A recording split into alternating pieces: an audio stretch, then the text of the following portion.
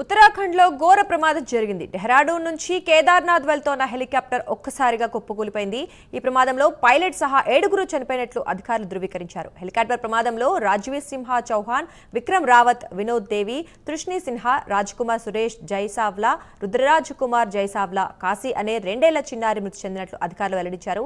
Helicopter Gaurikund అడవుల్లో కూలిపోగానే పెద్ద ఎత్తున మంటలు చెలరేగాయి. దీంతో అందరూ సజీవ దహనమయ్యారు. ప్రతికూల వాతావరణం కారణంగానే ఈ ప్రమాదం జరిగినట్లు తెలుస్తోంది.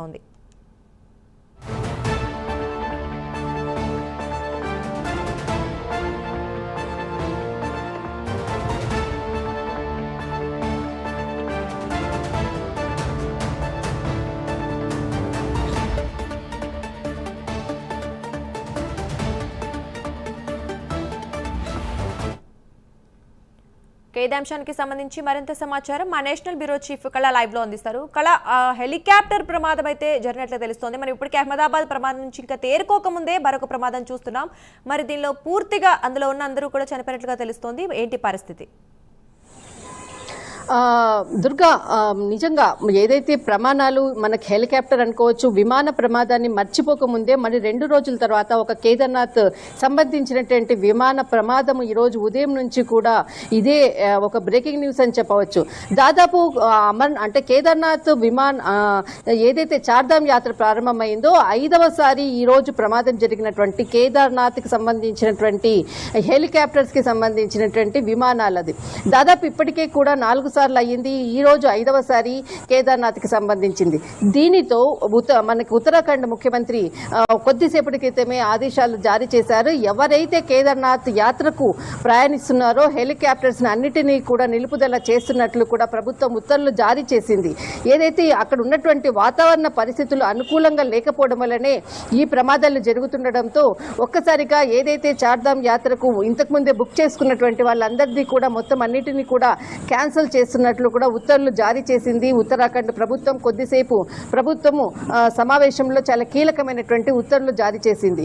మొత్తం మీద ఏదైతే ఈ రోజు జరిగినటువంటి ఘటనలో దాదాపు 7 మంది మరణించినట్లుగా ప్రభుత్వం కూడా అంగీకరించింది. దీనికి సంబంధించినటువంటిది కేవలము వాతావరణం అనుకూలించకపోవడం మాత్రమే ఈ ప్రమాదం జరిగినట్లు కూడా ధృవీకరించారు.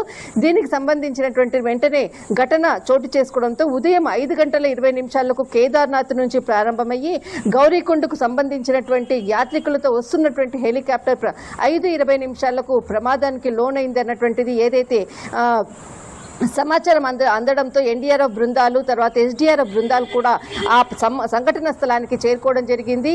ఆ ప్రమాదంకు సంబంధించినటువంటి విజువల్స్ కూడా మనం చూస్తూనే ఉన్నాం. ఈ ప్రమాదానికి సంబంధించినటువంటిది దాదాపు మనకు రాజస్థాన్, ఉత్తరాఖండ్, ఉత్తరప్రదేశ్కి సంబంధించినటువంటి మహారాష్ట్రకు సంబంధించినటువంటి భక్తులుగా మాత్రము సమాచారం అందింది. దాదాపు ఉత్తరప్రదేశ్ మహారాష్ట్రకు అంటే ఉత్తరప్రదేశ్కి సంబంధించిన వాళ్ళు 2, మహారాష్ట్రకు సంబంధించినటువంటి వాళ్ళు 2, తర్వాత రాజస్థాన్ 1, తర్వాత గుజరాత్ 1, ఉత్తరాఖండ్కి సంబంధించినటువంటి 1 ఈ హెలికాప్టర్లో ప్రయాణం చేస్తున్నట్లు కూడా పూర్వం ఏదైతే వాళ్ళ దీనికి సంబంధించినటువంటి అంటే సమాచారం ఉండడంతో మొత్తం కూడా ప్రభుత్వం వారి జాబితాను కూడా విడుదల చేసింది. 2 ఏళ్ల చిన్నారి పాప కూడా ఇందులో చనిపోయినట్లు కూడా ధృవీకరించారు. మొత్తం మీద దీనికి సంబంధించినటువంటిది ఈ ఘటనకు సంబంధించినటువంటి వాతావరణం అనుకూలత లేకపోవడం వల్లనే ఈ ప్రమాదం చోటు చేసుకుంది. దీనితో ఏదైతే హెలికాప్టర్ కి సంబంధించినటువంటి సర్వీసెస్ అన్నిటిని కూడా నిలుపుదల చేశారు. దాదాపు ఇప్పటికీ కూడా 90 రోజులు పూర్తవుతుంది కేదార్నాథ్ ఏదైతే చార్ధామ్ యాత్ర ప్రారంభమయ్యి ఇప్పటి వరకు కూడా దాదాపు 100కు పైగా దాదాపు వారికి అంటే అనారోగ్య సమస్యలతో నార్మల్ గా మరణించినటువంటి వారి సంఖ్య కూడా దాదాపు మనము ప్రైమ్ 9 ఎక్స్క్లూజివ్ గా 3 రోజుల క్రితం కూడా ప్రకటించినటువంటిది మొత్తము సమాచారం కూడా ఇచ్చినటువంటి సందర్భం. కానీ ఒకవైపు హెలికాప్టర్ ఘటనలు ఒకవైపు, మరొక వైపు అనారోగ్య సమస్యలతో భక్తులు మరణించడం అన్నది కూడా ఈసారి మాత్రము ఏదైతే 30వ తేదీన ప్రారంభమైంది కేదార్నాథ్కి సంబంధించినటువంటి యాత్ర, ఒక భక్తులు మాత్రము ఎన్నో వేల మంది కూడా దీనికి వెళ్తూ ఉంటారు. కానీ ఇప్పుడు భయం గుప్పిట్లో మాత్రము అమర్నాథ్ యాత్ర చెయ్యాలా వద్దా అన్నట్టు మాత్రము అందరూ కూడా ఆలోచిస్తున్నటువంటి ప్రస్తుత పరిస్థితి నెలకొని ఉంది. దుర్గా, థ్యాంక్ యూ కళ.